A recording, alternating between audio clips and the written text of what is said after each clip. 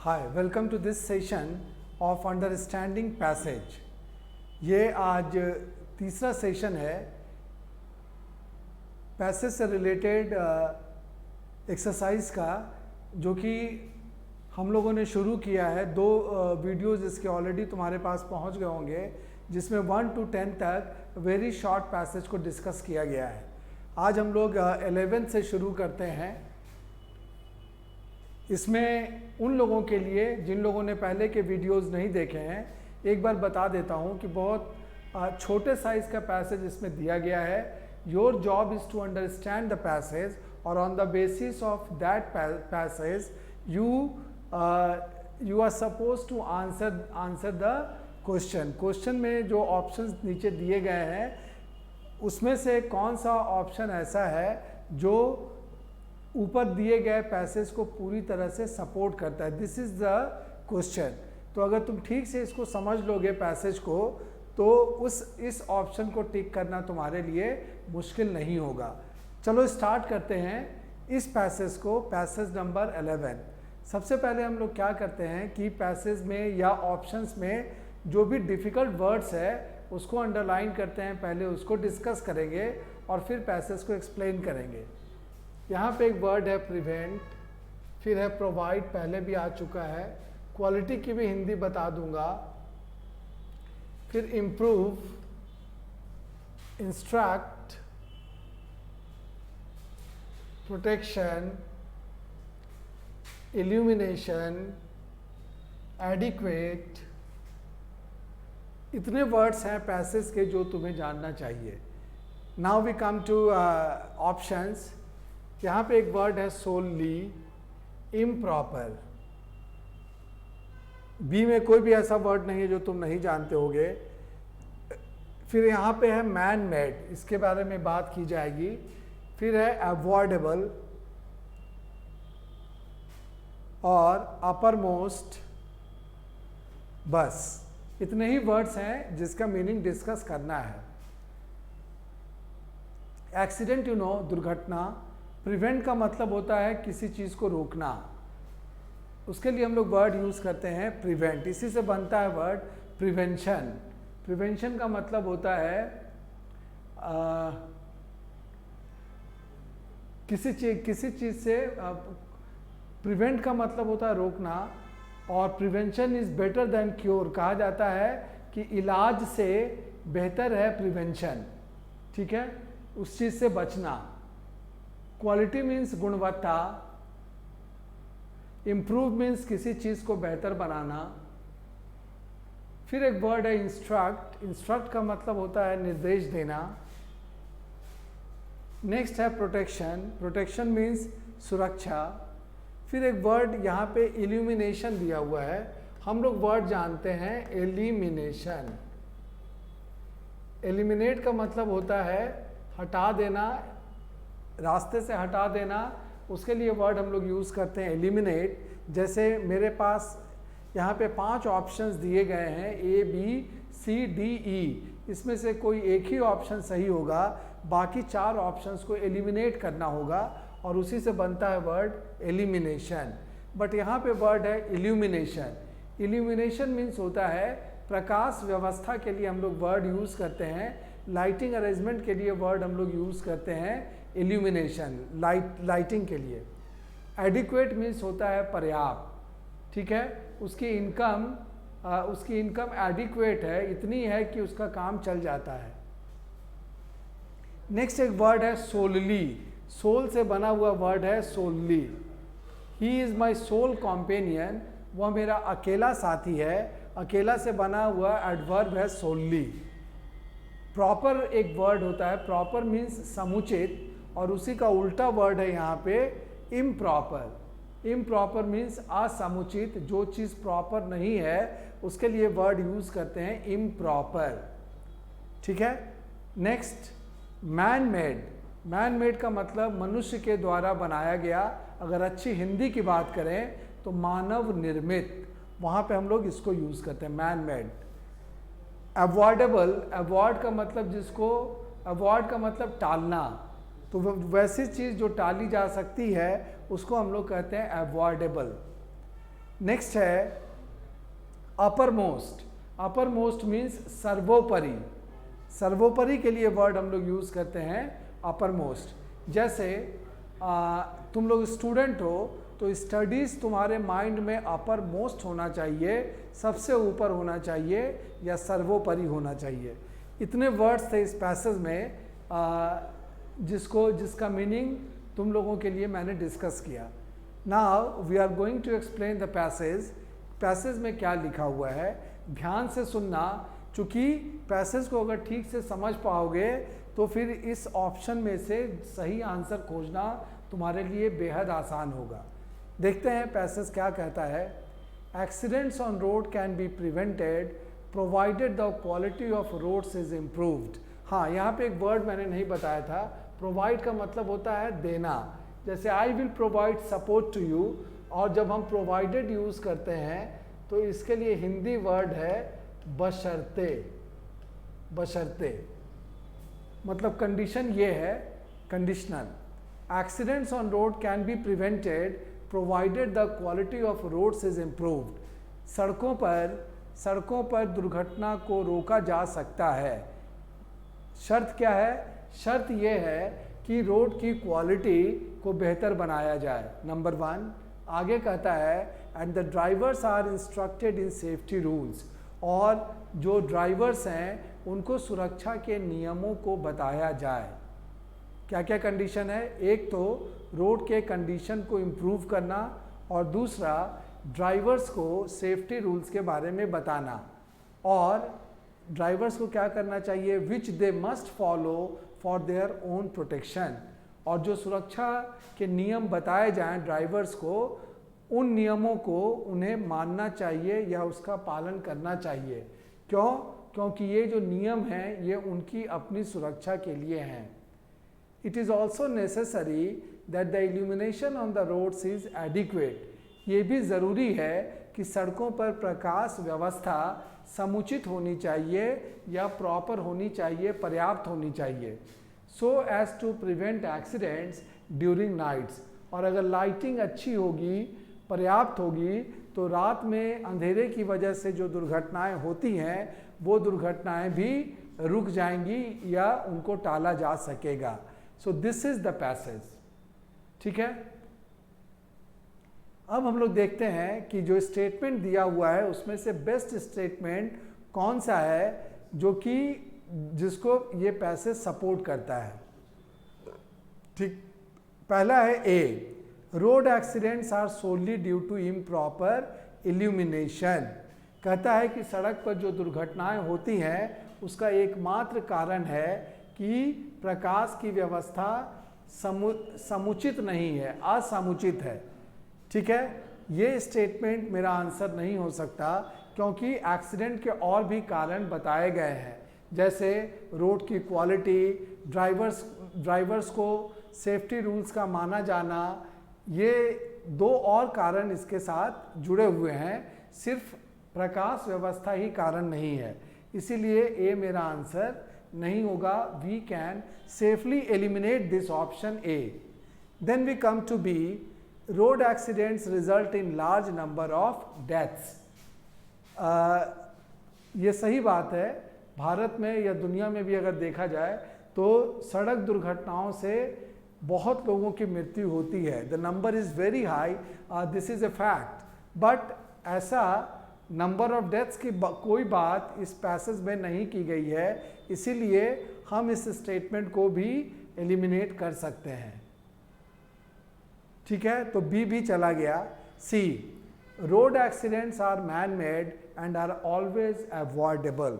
कहता है कि सड़क पर जो दुर्घटनाएं होती हैं वो मानव निर्मित है, मतलब इसके लिए मनुष्य जिम्मेदार है, और अगर मनुष्य इसके प्रति सजग रहे तो इसको हम लोग हमेशा टाल सकते हैं या इससे बच सकते हैं। ये मेरा आंसर हो सकता है। तुम्हारा ऑब्जेक्शन होगा कि कैसे ये सर आपका आंसर हो सकता है। तो देखो, जो 3 फैक्टर बताए गए हैं, क्या क्या? पहला फैक्टर है क्वालिटी ऑफ रोड्स। रोड कौन बनाता है? It is made by man. ये मैन मेड चीज़ है, मनुष्य के द्वारा बनाई जाती है। फिर सेफ्टी रूल्स, इसको फॉलो करना किसका काम है? ड्राइवर्स का। और ड्राइवर कौन होते हैं? ये मनुष्य होते हैं, तो ये भी एक मैन मेड फैक्टर है। तीसरा है इल्यूमिनेशन, ये थर्ड फैक्टर है। प्रकाश व्यवस्था के लिए कौन जिम्मेदार है? We men are responsible for this. तो all the three factors are man made, इसीलिए ये मेरा आंसर हो सकता है। बट अभी हम लोगों को डी और ई को भी देखना है। डी में कहता है safety rules are not taught properly to all drivers. सभी ड्राइवर्स को सुरक्षा के नियम समुचित तरीके से नहीं बताए जाते। ये हो सकता है कि इस बात में सच्चाई हो। ड्राइविंग लाइसेंस ऐसे ही मिल जाता है, हम लोग रोड पे निकल जाते हैं गाड़ियां लेकर, तो इस बात में सच्चाई हो, this is true to some extent, but इसका मेंशन पैसेज में नहीं है, इसीलिए डी भी मेरा आंसर नहीं होगा। Now last option, safety must be upper most in the minds of road drivers. सड़क पर चलने वाले जो ड्राइवर्स हैं उनके दिमाग में सर्वोपरि क्या चीज़ होनी चाहिए? सुरक्षा सर्वोपरि होनी चाहिए। This is again not mention in the passage. Passage में ये बात नहीं कही गई है और ये नेचुरल भी नहीं है। अगर ड्राइवर अपने मन में अपनी सुरक्षा को सबसे ऊपर लेके बैठ जाएगा तो फिर वो एक कदम भी गाड़ी आगे नहीं चला पाएगा। So this statement is not practically possible. तो क्या हुआ, अब तुम एक बार नज़र अगर डालोगे पांचों ऑप्शंस पे तो चार को हम लोग एलिमिनेट कर पाए, ए बी डी और ई को। So the obvious answer is C. क्या कहता है? Road accidents are man made and are always avoidable. सड़क पर जो दुर्घटनाएं होती हैं वो मनुष्यों की गलती की वजह से होती है, उनकी कमियों की वजह से होती है, और अगर हम सतर्क रहें तो इससे बचा जा सकता है। सो सी इज द आंसर। ठीक है, कोई डाउट इसमें? उम्मीद है कि इसमें कोई डाउट नहीं होगा। अगर फिर भी कोई डाउट अगर रह जाता है तो कमेंट बॉक्स में तुम जाके जरूर पूछ सकते हो। Now we move on to next question number 12। ये पैसेज देखते हैं कि क्या बताता है। इसमें भी हम लोग वही काम करेंगे। पहले ये बहुत ही अच्छा है, ह्यूमन साइकोलॉजी पे बेस्ड है, साइकोलॉजी से रिलेटेड ये पैसेज है। पहले अंडरलाइन करते हैं जो इम्पॉर्टेंट वर्ड्स हैं। एक वर्ड है determine, opinion, obtain, accurate, appraisal, abilities, believes, evaluation, determinants, behaviour, व्यवहार, इसको भी टिक कर देता हूं, lead, then satisfying, rewarding, inaccurate, unpleasant consequences। ये अच्छा पैसेज है, इसमें अच्छे अच्छे वर्ड्स भी हैं। Then we come to options, individual, feedback, correctness, certain, antecedents, purposive, goal directed, personality. इतने वर्ड्स हैं। These are the words which need explanation. इसको एक्सप्लेन करता हूँ पहले। पहला वर्ड है डिटरमिन। डिटरमिन का मतलब होता है निर्धारित करना या पता लगाना। मैथ में ये वाला वर्ड तुम लोग पढ़ते होगे, determine the value of x in the given equation. दिए गए समीकरण में एक्स का मान ज्ञात करें या निर्धारित करें। फिर ओपिनियन, ओपिनियन का मतलब होता है राय। आप इस मुद्दे पर आपकी क्या ओपिनियन है, आपकी क्या राय है। फिर एक वर्ड है ऑब्टेन। ऑब्टेन मीन्स होता है प्राप्त करना। I could not obtain good marks in this exam, प्राप्त करना। फिर एक वर्ड है एक्यूरेट। एक्यूरेट मीन्स सटीक, एग्जैक्ट के लिए वर्ड हम लोग यूज करते हैं एक्यूरेट। नेक्स्ट वर्ड है अप्रेजल। अप्रेज से बना हुआ वर्ड है अप्रेजल। अप्रेजल मीन्स होता है मूल्यांकन। जैसे तुम अगर ऑफिस में काम करते हो तो at the end of the year तुम्हारा अप्रेजल बनाया जाता है, तुम्हारा इवैल्यूएशन होता है कि थ्रू आउट द ईयर तुमने कैसा काम किया। फिर एक वर्ड है एबिलिटीज। एबिलिटी मीन्स क्षमता। बिलीफ का मतलब विश्वास, बिलीफ मीन्स विश्वास। इवैल्यूएशन फिर वर्ड है। अप्रेजल एंड इवैल्यूएशन का मीनिंग एक ही है, मूल्यांकन। नेक्स्ट है डिटर्मिनेंट्स। डिटरमिन से बना हुआ वर्ड है डिटर्मिनेंट्स। जो चीज़ किसी चीज़ जो किसी चीज़ को निर्धारित करने के लिए इस्तेमाल होता है उसको हम लोग कहते हैं डिटर्मिनेंट्स। हिंदी वर्ड इसके लिए मैं लिख सकता हूँ निर्धारित करने वाला, या इसके लिए सही वर्ड होगा निर्धारक, डिटर्मिनेंट्स। नेक्स्ट है बिहेवियर मीन्स व्यवहार। फिर एक वर्ड है लाइकली। लाइकली का मतलब होता है संभावना के लिए वर्ड हम लोग यूज करते हैं लाइकलीहुड, और लाइकली मीन्स संभावित, possible.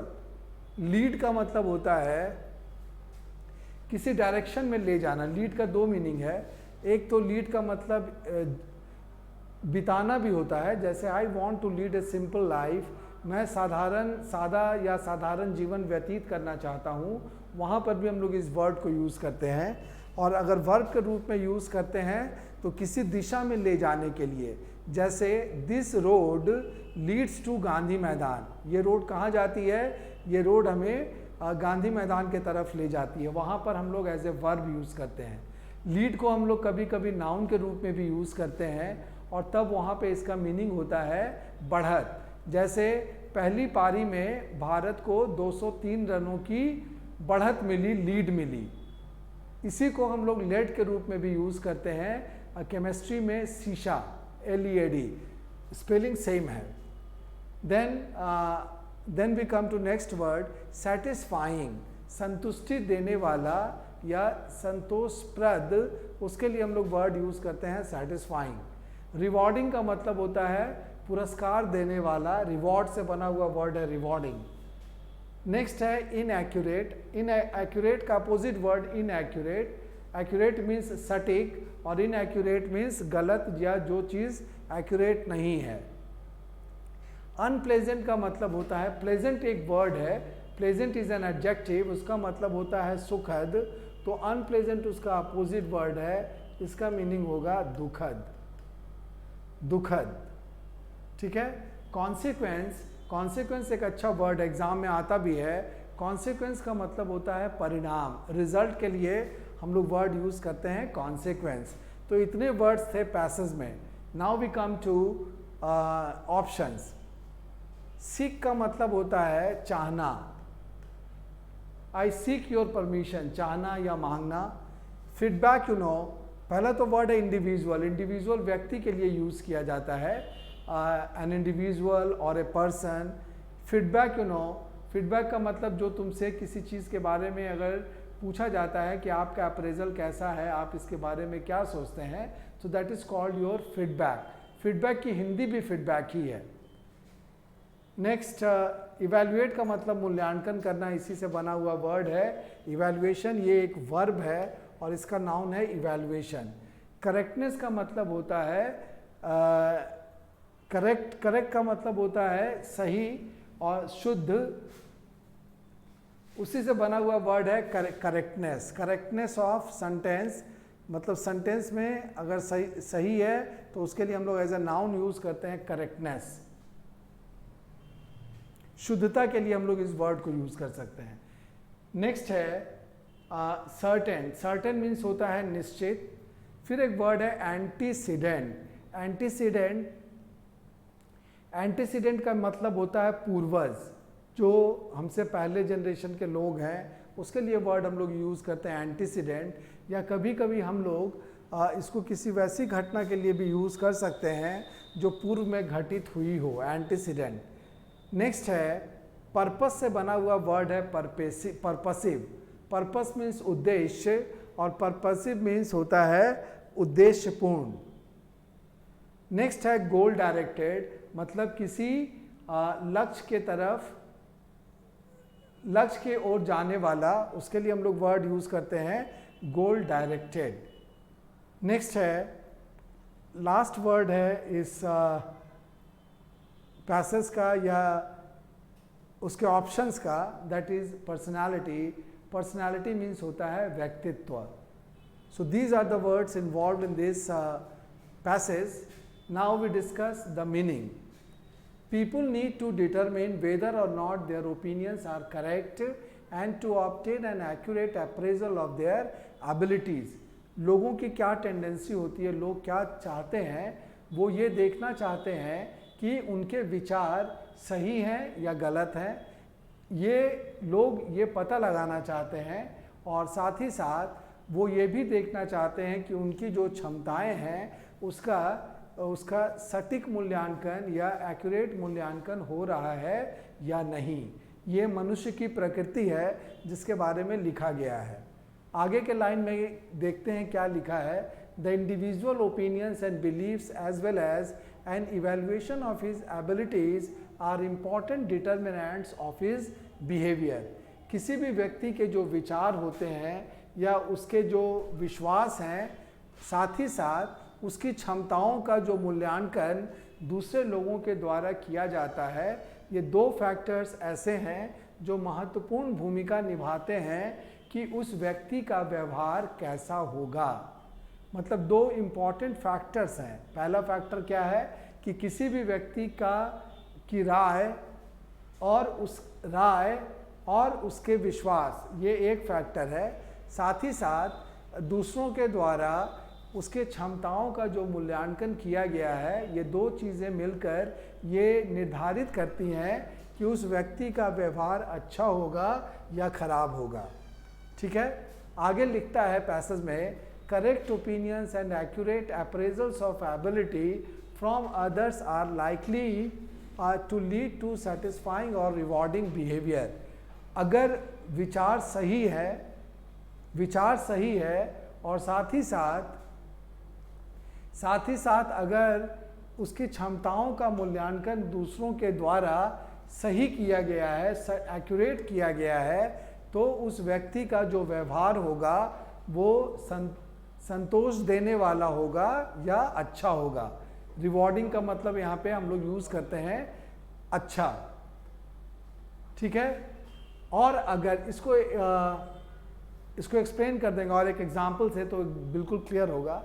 Incorrect beliefs and or inaccurate appraisals of ability lead to unpleasant consequences.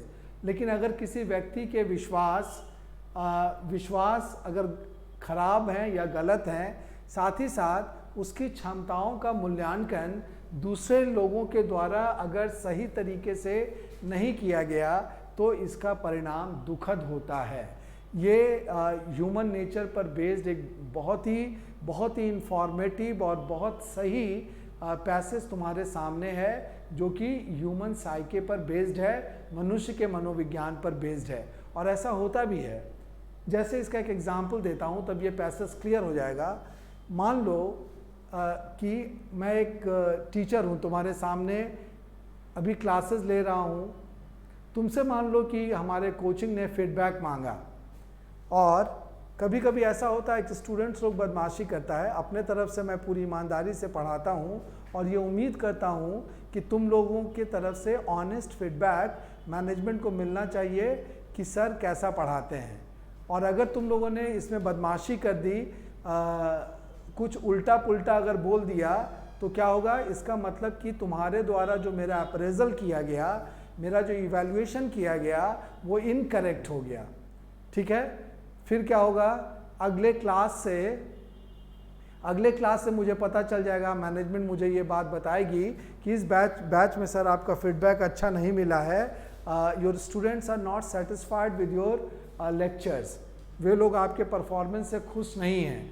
जबकि मैंने अपने को इवैल्यूएट करूं तो मैंने पाया कि इसमें कोई कमी नहीं है, ये स्टूडेंट्स के तरफ से बदमाशी की गई है। तब क्या होगा? अगले क्लास से मेरा बिहेवियर तुम लोगों के प्रति उतना अच्छा नहीं रह जाएगा जितना अच्छा नॉर्मल केस में होगा। तो it happens with every individual. तुम्हारे साथ भी ऐसा हो सकता है. So this is a very good passage. Now we discuss कि कौन सा स्टेटमेंट ऐसा है जिस स्टेटमेंट को ये पैसेज अच्छे तरीके से सपोर्ट करता है या बेस्ट सपोर्ट करता है. देखो, statement 1A, individuals seek feedback from others to evaluate the correctness of their opinions and believes. व्यक्ति जो है वो दूसरों से फीडबैक लेता है अपने ओपिनियन और बिलीफ के इवेल्युएशन के लिए. ये चीज़ यहाँ पे लिखी गई है, तो इसीलिए ये मेरा आंसर हो सकता है ए. ठीक है. Now we come to B, all human behaviour as certain antecedents.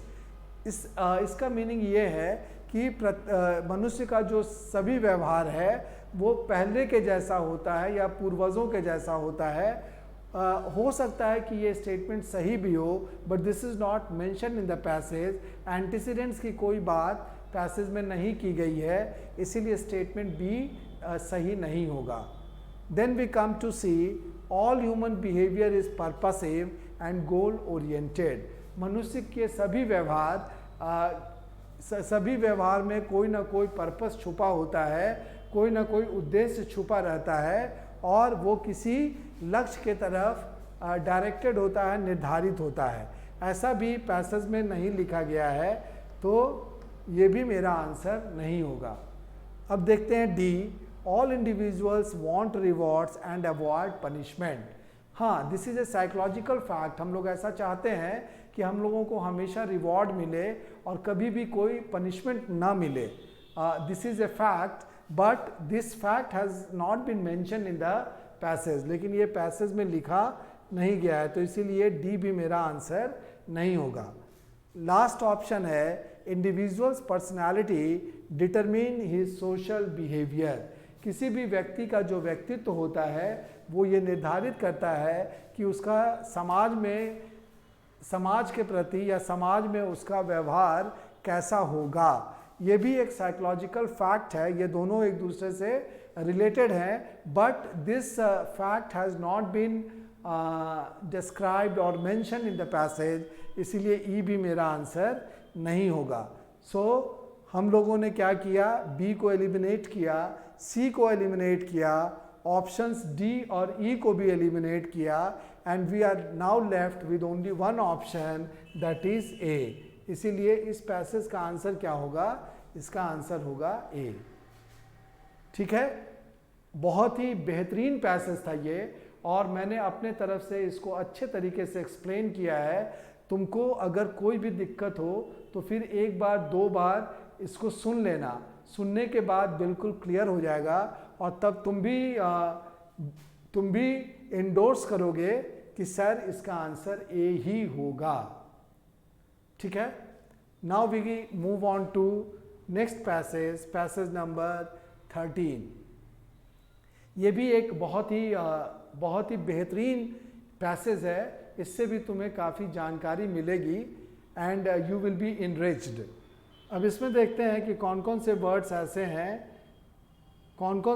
ऐसे हैं जो जिनको डिस्कस किया जाएगा, जिसका मीनिंग जानना ज़रूरी है. पहला वर्ड है एनालिसिस. वेल्थ के बारे में भी बता देंगे. Effectively utilize, innate, capacity, skilled, agents, discover, exploit, natural resources एक ही साथ. यहाँ पे मोबिलाइज है, ये यू गलत है, टाइपिंग एरर है, it should not be there. Mobilize, technology, goods, trade, indeed. एक फ्रेज भी यहाँ पे है, फ्रेजल वर्ब है, कैरी आउट.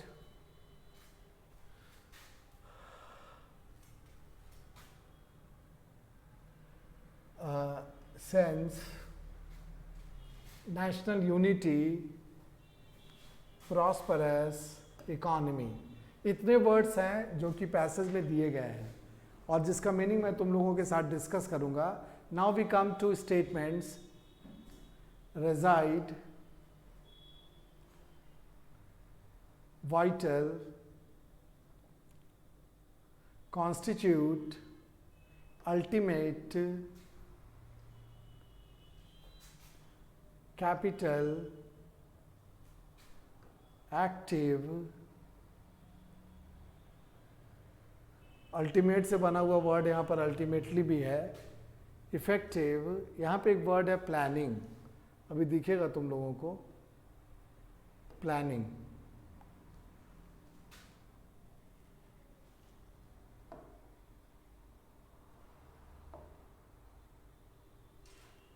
ठीक है गड़बड़ हो गया, चलो खैर बताते हैं फिर। यहाँ पे एक वर्ड है एनालिसिस।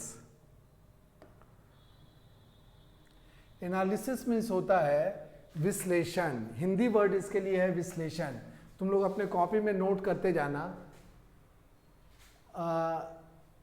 फिर एक वर्ड है वेल्थ। वेल्थ का मतलब होता है धन, संपत्ति के लिए वर्ड हम लोग यूज करते हैं वेल्थ।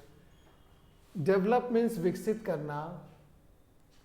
इफेक्टिवली मीन्स प्रभावशाली तरीके से, इफेक्ट का मतलब प्रभाव, इफेक्टिवली मीन्स, इफेक्टिव मीन्स प्रभावी, इफेक्टिवली मीन्स प्रभावशाली तरीके से।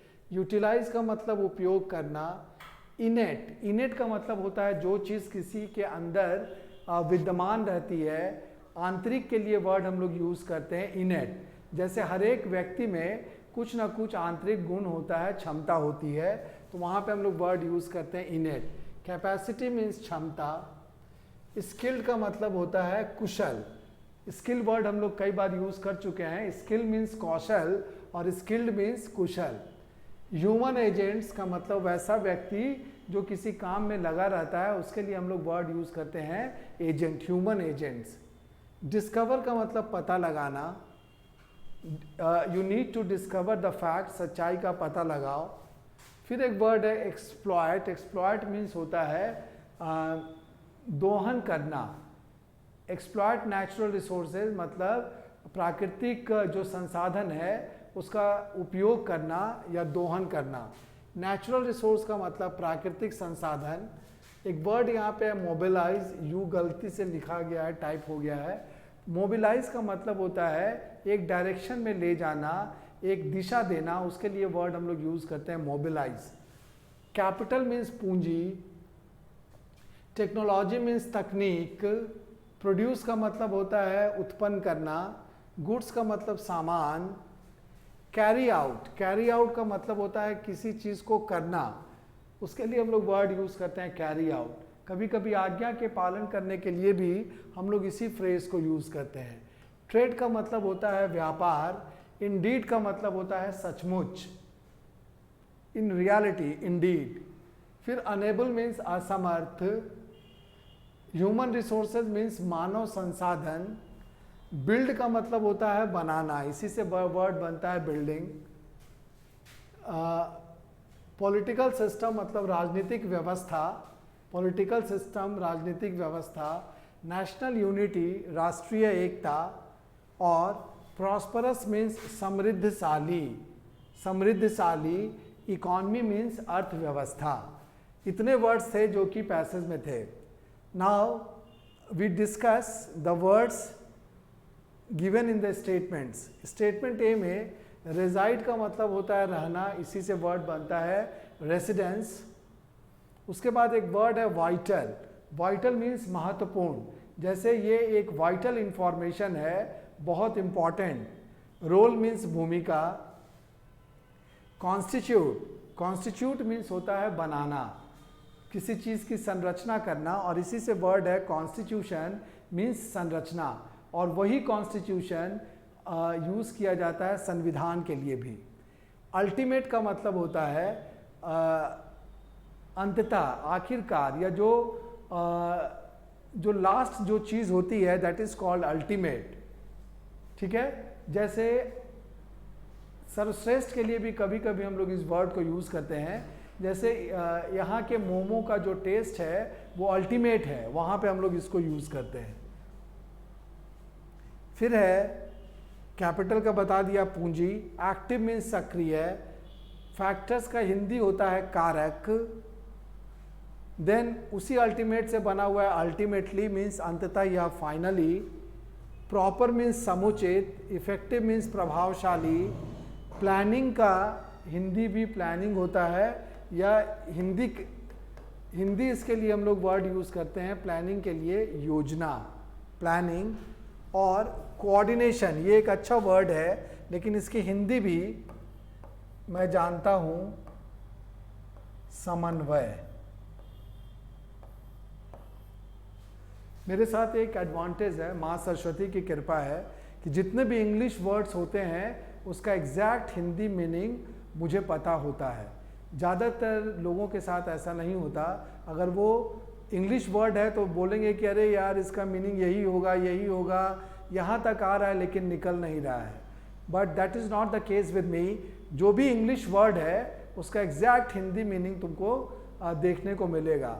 तो इसीलिए इसका दोहरा फ़ायदा है। If some of you wants to improve your Hindi as well, तो उन लोगों को भी बहुत फ़ायदा होता है। तो कोऑर्डिनेट करने का मतलब होता है समन्वय करना। ये एज ए नाउन यूज़ किया गया है, तो कोऑर्डिनेशन मीन्स समन्वय। अब ये चीज़ क्या होती है ये बताता हूँ। जैसे शादी का इवेंट है तो उसमें क्या होता है, उसमें तुम लोग कोऑर्डिनेशन देख सकते हो। कोऑर्डिनेशन क्या होता है, इलेक्ट्रीशियन काम करते हैं, कैटरर्स काम करते हैं, डेकोरेशन वाला काम करता है, माली जो फूलों का काम करता है वो रहता है। माने बहुत लोग उसमें इन्वॉल्व होते हैं और फिर भी वो कोऑर्डिनेट करके आपस में समन्वय बनाकर एक अच्छा इवेंट प्रोड्यूस करते हैं। तो वहाँ पे हम लोग वर्ड यूज़ करते हैं coordination. Now we discuss the passage. In the final analysis, अंतिम विश्लेषण में एक चीज़ पाई जाती है। वो चीज़ क्या है, the wealth of the country is based upon its power to develop and to effectively utilize the innate capacities of its people। काफ़ी लंबा ये सेंटेंस था यहाँ तक कि किसी भी देश का जो असली धन है या उसकी जो असली संपत्ति है वो किस चीज़ पर निर्भर करती है, वो उस देश के उस शक्ति पर निर्भर करती है, देश की उस क्षमता पर निर्भर करती है जिसके द्वारा वो अपने यहाँ के लोगों के आंतरिक क्षमता को प्रभावशाली तरीके से उपयोग कर पाता है और उसका फ़ायदा ले पाता है। एक बार फिर रिपीट करता हूँ, ये इकोनॉमिस्ट लोगों की, अर्थशास्त्रियों का विश्लेषण यहाँ पे दिया गया है और उन लोगों का मानना है कि किसी भी देश का जो असली धन है वो क्या है, वह उस देश की वह क्षमता है जिसके माध्यम से वह अपने यहाँ के लोगों के अंदर छुपी हुई क्षमता का अच्छा से अच्छा उपयोग कर पाता है। समझ गए होगे? ये एक लंबा लाइन है, लंबी लाइन है और थोड़ा कॉम्प्लेक्स भी है, बट इसका मीनिंग मैंने तुम्हें बताया। It takes skilled human agents to discover and exploit natural resource, to mobilize capital, to develop technology, to produce goods and to carry out trade indeed। देखो, किसी भी देश में प्राकृतिक संसाधन होते हैं, लेकिन उसका दोहन कैसे अच्छे तरीके से किया जाए, उसका उपयोग कैसे अच्छे तरीके से किया जाए, ये इम्पॉर्टेंट चीज़ होता है। साथ ही साथ देश में जो भी पूंजी है उसका इस्तेमाल करके कैसे देश में अच्छी तकनीक उत्पन्न की जाए, पैदा की जाए, ये भी एक इम्पॉर्टेंट चीज़ होता है देश के विकास के लिए। और उस तकनीक का इस्तेमाल सामान, गुड्स का मतलब सामान को प्रोड्यूस करने में कैसे बेहतर तरीके से किया जाए और साथ ही साथ उस देश के द्वारा व्यापार कैसे किया जाए। ये जो इकोनॉमिक एक्टिविटीज़ हैं, ये जो आर्थिक गतिविधियां हैं, इनको ठीक तरीके से संपादित करने के लिए किस चीज़ की ज़रूरत होती है, उसके लिए ज़रूरत होती है स्किल्ड ह्यूमन एजेंट्स की, जो अपने अपने फील्ड में निपुण होते हैं। वही लोग इस काम को अच्छे तरीके से कर सकते हैं। ठीक है, अब आगे देखते हैं। If a country is unable to develop its human resources, अगर कोई भी देश अपने मानव संसाधनों को अच्छे तरीके से विकसित करने में असमर्थ है, तो समझ जाना चाहिए कि it can not build anything else. तो इसके अलावा वो और कोई भी चीज़, किसी भी चीज़ का निर्माण नहीं कर सकता। किसी भी चीज़ को नहीं बना सकता, चाहे वो आधुनिक राजनीतिक व्यवस्था हो या लोगों के बीच में राष्ट्रीय एकता की भावना हो या समृद्धशाली इकॉनमी हो। एक बार फिर रिपीट करता हूँ, यहाँ पे सेंस वर्ड छूट गया था। सेंस का मतलब होता है भावना। ठीक है, एक बार फिर इस सेंटेंस को बताता हूँ कि अगर कोई देश अपने मानव संसाधनों को अच्छे तरीके से विकसित करने में असमर्थ है, तो इसका मतलब ये है कि वो ना तो आधुनिक राजनीतिक व्यवस्था बना सकता है अच्छा, न ही लोगों के मन में राष्ट्रीय एकता की भावना पैदा कर सकता है, और न ही एक समृद्धशाली अर्थव्यवस्था विकसित कर सकता है। यानी कि वो हर काउंट पर फेल हो जाएगा अगर वो अपने ह्यूमन रिसोर्स को ठीक तरीके से डेवलप नहीं करता है। तो this is a beautiful passage before you, जिसको कि अच्छे तरीके से एक्सप्लेन किया गया। Now we discuss the statement कि कौन सा स्टेटमेंट इसमें सही होगा। Wealth of a country resides in several types of resources. किसी भी देश का जो धन है वो किस चीज़ में, बहुत प्रकार के संसाधनों में रहता है। यहाँ पे क्या लिखा हुआ है, the wealth of the country is based upon its power to develop, माने कई तरह के संसाधनों में नहीं रहता है, सिर्फ एक जगह पाया जाता है और वो है power to develop human resource. तो इसीलिए ये जो स्टेटमेंट है ये रेलेवेंट नहीं है पैसेज के हिसाब से, इसको हम लोग एलिमिनेट कर सकते हैं। नेक्स्ट है natural resources play a vital role in human development. Human development में natural resources important role play करता है। ये बात कुछ हद तक सही भी है, बट नेचुरल रिसोर्स और ह्यूमन डेवलपमेंट इसका कोई रिलेशनशिप इस पैसेज में दिखाया नहीं गया है, इसीलिए ये भी मेरा आंसर नहीं होगा। ठीक है, तो स्टेटमेंट बी को भी हम लोगों ने एलिमिनेट किया। Next, human resources constitute the ultimate basis for the wealth of Nations. हाँ, मानव संसाधन जो है वो किसी भी देश के धन की अगर बात की जाए तो वो उसका सर्वोत्तम आधार है, अल्टीमेट बेसिस है। और ये बात इसमें लिखी गई है कि अगर ह्यूमन रिसोर्स को विकसित नहीं किया गया तो बाकी कुछ भी विकसित नहीं हो सकता। तो ये मेरा आंसर हो सकता है सी। But let us see D and D also. Capital and natural resources are active factors of production. Capital और natural resources production के सक्रिय factors हैं। ये इकोनॉमी के हिसाब से ये स्टेटमेंट सही है, but this has not been mentioned in the passage, इसीलिए इसको भी हम एलिमिनेट कर देंगे। एंड फाइनली यहाँ पे देखते हैं, the economic development of Nations is ultimately the result of proper and effective planning and coordination. कहता है कि किसी भी देश का या सारे देशों की भी अगर बात करें तो जो आर्थिक विकास है वो अल्टीमेटली क्या है, अल्टीमेटली ये रिजल्ट है प्रॉपर एंड इफेक्टिव प्लानिंग का, समुचित और प्रभावशाली प्लानिंग का नतीजा है और कोऑर्डिनेशन का नतीजा है। इकोनॉमिक्स के पॉइंट ऑफ व्यू से अगर देखेंगे तो ये जो स्टेटमेंट है ये भी अपने आप में सही है, ठीक है, बट इसकी इकोनॉमिक डेवलपमेंट ऑफ नेशंस की बात इस स्टेटमेंट के हिसाब से इस पैराग्राफ में नहीं कही गई है, इसीलिए ई भी मेरा आंसर नहीं होगा। तो हम लोगों ने क्या किया, ए को एलिमिनेट किया, बी को एलिमिनेट किया, सी को रखा गया था कि ये मेरा आंसर हो सकता है, डी को भी एलिमिनेट किया और ई को भी एलिमिनेट किया। So we are left with only one option, that is C. तो सी मेरा आंसर होगा इस पैराग्राफ का। ठीक है, एक बार फिर से देख लो, बहुत ही अच्छा पैसेज था ये जो कि तुम्हारे लिए डिस्कस किया गया। Now we move on to next 14th है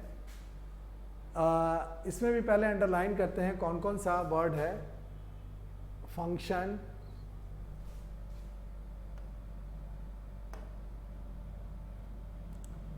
फंक्शन, वेल्थ यहाँ पर भी आ गया, वैल्यू, हैप्पीनेस यू नो खुशी, सप्लाइंग, मटेरियल नीड्स, यहाँ पे सक्सेसफुली होना चाहिए और सक्सेसफुली, कैरी ऑन, रेंडर, ठीक है। स्टेटमेंट में देखते हैं, यहाँ पर भी रेंडर वर्ड है जो वहाँ पे डिस्कस करूँगा अभी। Enhance, wants,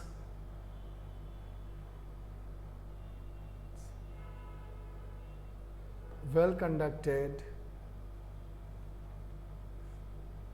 these are the words.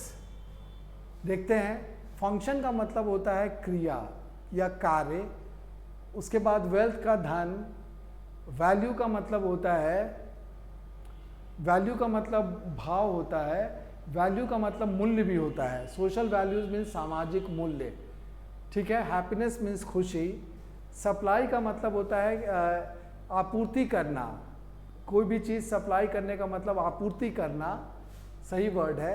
Material needs, material needs का मतलब भौतिक आवश्यकताएं, जैसे कपड़ा इज ए मटेरियल नीड, मकान इज ए मटेरियल नीड, खाना इज ए मटेरियल नीड, वहाँ पे हम लोग इसको यूज़ करते हैं। नेक्स्ट है कैरी ऑन। कैरी ऑन का मतलब होता है किसी कार्य को संपादित करना या ठीक आगे बढ़ाना, ठीक से करना।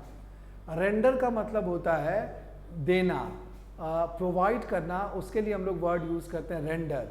जैसे we teachers render an important service to our nation, देश की महत्वपूर्ण सेवा हम लोग प्रदान करते हैं देश को, रेंडर। नेक्स्ट है रेंडर यहाँ पर भी है। इन्हांस का मतलब होता है बढ़ाना, जैसे नॉलेज इन्हांसेस योर कॉन्फिडेंस, बढ़ाना, इंक्रीज करना। यहाँ पे है मटेरियल वांट्स मीन्स भौतिक आवश्यकताएं, नीड्स के लिए हम लोग वर्ड यूज़ करते हैं वांट्स। नेक्स्ट है वर्ड है वेल कंडक्टेड बिजनेस, वैसा बिजनेस जो अच्छे तरीके से संपादित किया गया हो। So these are the words. अब देखते हैं कि सेंटेंस का मीनिंग क्या है। The function of business is to increase the wealth of the country.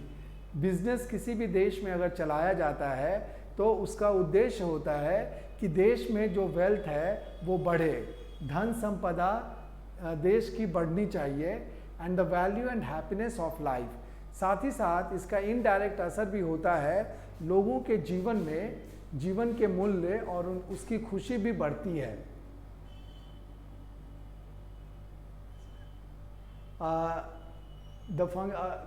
By supplying the material needs of men and women.